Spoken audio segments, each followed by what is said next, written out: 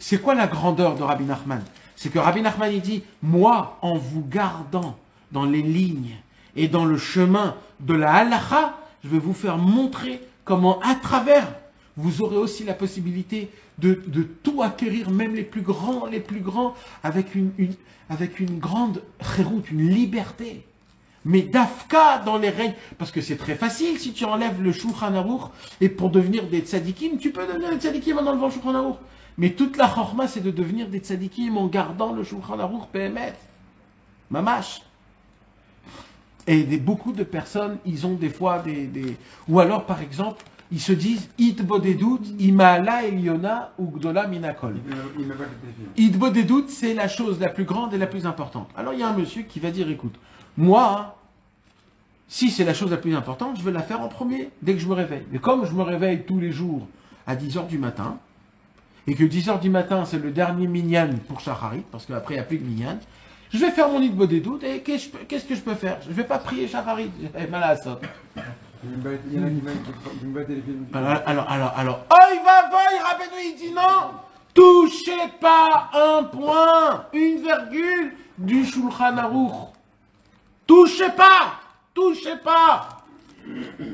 un point. Faites tout, il faut tout faire.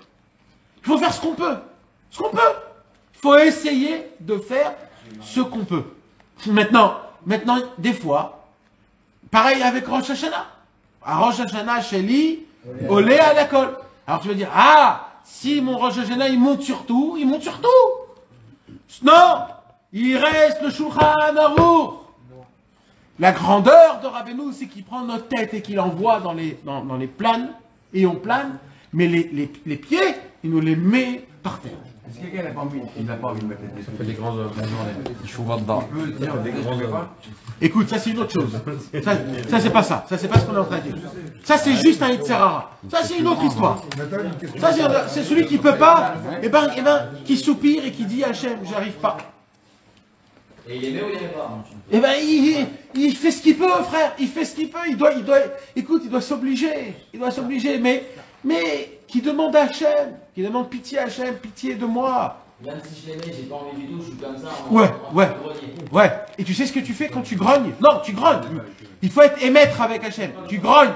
Tu dis Hachem, aie pitié de moi, car actuellement, je ne supporte pas les teufs là. Maintenant, je ne les supporte pas. Mais aie pitié de moi. Comment ça m'arrive? Aie pitié de moi. Et oui, frère, ça, et tu sais c'est quoi ça? Ça, c'est un vrai commando de Rabbeinu Akadosh.